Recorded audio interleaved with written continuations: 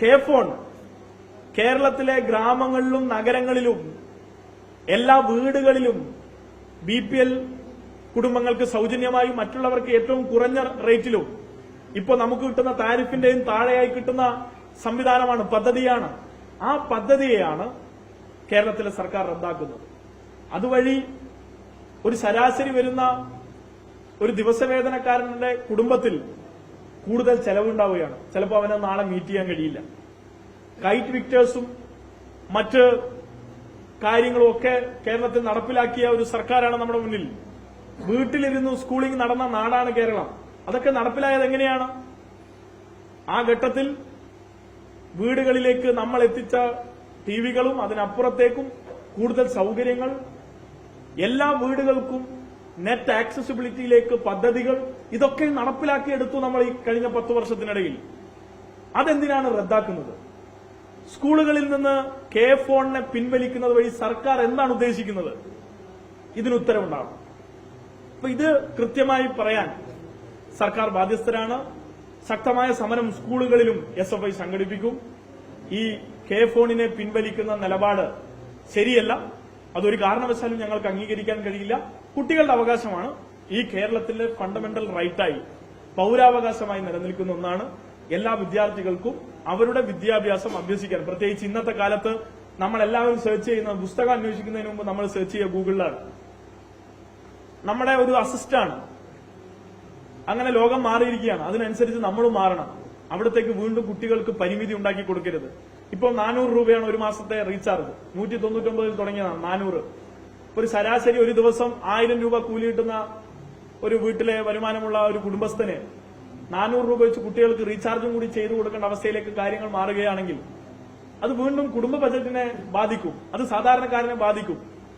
ഇതൊക്കെ മനസ്സിലാക്കാൻ സർക്കാരിന് കഴിയണം. ഇത് മനസ്സിലാക്കുന്നില്ല എങ്കിൽ ഈ പറഞ്ഞ ഇന്ത്യയിലെ കോർപ്പറേറ്റുകളുടെ പേരുകൾ മാത്രം പറഞ്ഞ് ശിഷ്ടമുള്ള 4.25 കൊല്ലത്തിന്റെ മുകളിലുള്ള സമയത്തിലേക്ക് അവർക്ക് സമയം ചെലവഴിക്കാം എന്നല്ലാതെ സാധാരണക്കാരന്റെ ജീവിതത്തിൽ കൂടുതൽ ഇരുട്ട് വീഴും എന്നുള്ളതാണ്. അതുമാത്രമാണ് ഇപ്പോൾ നടക്കുന്നത്. അതോടൊപ്പം കേരളത്തിൽ കറണ്ട് കട്ട് സ്ഥിരമായി ഉണ്ടാവുകയാണ്. ഓണപരീക്ഷ വരികയാണ്. അബ്ദുൾ റബ്ബിന്റെ കാലമാണ് ഞങ്ങൾക്ക് ഓർമ്മ വരുന്നത്. ഓണപരീക്ഷയുടെ കാലത്ത് ഓണം നേരത്തെ വന്നതുകൊണ്ടാണ്, അല്ലായിരുന്നെങ്കിൽ ഞങ്ങൾ കാണിച്ചു തന്നേനെ എന്ന് പറഞ്ഞ ആളായിരുന്നു UDFന്റെ അന്നത്തെ വിദ്യാഭ്യാസ മന്ത്രി. അങ്ങനത്തെ അവസ്ഥ ശംസുദ്ദീൻ ഉണ്ടാവരുത്. അത് ഓർമ്മിപ്പിക്കുകയാണ്. ഓണപരീക്ഷ വരികയാണ്. കുട്ടികൾക്ക് പഠിക്കാൻ കറണ്ട് വേണം. അതുകൊണ്ട് കൃത്യമായി ഈ പറഞ്ഞ ഇലക്ട്രിസിറ്റി മാനേജ്മെന്റും സർക്കാർ നടത്തണം. ആ നിലയിലുള്ള ഇടപെടലും സർക്കാരിന്റെ ഭാഗത്തുനിന്ന് ഉണ്ടാകണം എന്നുള്ളതാണ് സൂചിപ്പിക്കാനുള്ളത്. ഇത്രയും കാര്യങ്ങളാണ് ഇവിടെ പറയാനുള്ളത്.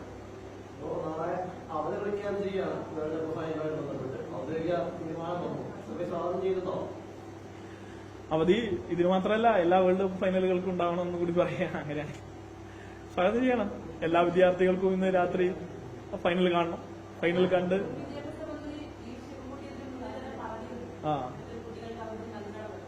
അതെ നല്ലത് തന്നെയാണ്. എല്ലാവർക്കും അവധി കൊടുക്കുന്നുണ്ടെങ്കിൽ സ്വാഭാവികമായിട്ടും എല്ലാവരും മത്സരം കാണും. മത്സരം കണ്ട് എന്തായാലും കളി എത്രത്തോളം നീളുമെന്ന് പറയാൻ കഴിയില്ല. രണ്ട് ശക്തമായ ടീമുകളാണ്. ശക്തമായ ടീമുകൾ കളിക്കുമ്പോൾ സ്വാഭാവികമായിട്ടും എങ്ങോട്ടേക്ക് കളിയെത്തുമെന്ന് പറയാം. എക്സ്ട്രാ ടൈമിലേക്കൊക്കെ പോയിട്ടുണ്ടെങ്കിൽ വീണ്ടും അരമണിക്കൂറാണ്. അപ്പോൾ അത് സ്വാഭാവികമായിട്ടും നാളെ കുട്ടികളെ സ്കൂളിലേക്ക് എത്തിക്കാൻ വൈകും. അതുകൊണ്ട് തീർച്ചയായും അവരുടെ അവകാശത്തെ സംരക്ഷിക്കണമല്ലോ. ആ നിലപാട് നല്ലത് തന്നെ. ആ നിലപാട് ഇപ്പുറത്തും വേണം എന്നാണ് ഞാൻ ആവശ്യപ്പെടുന്നത്.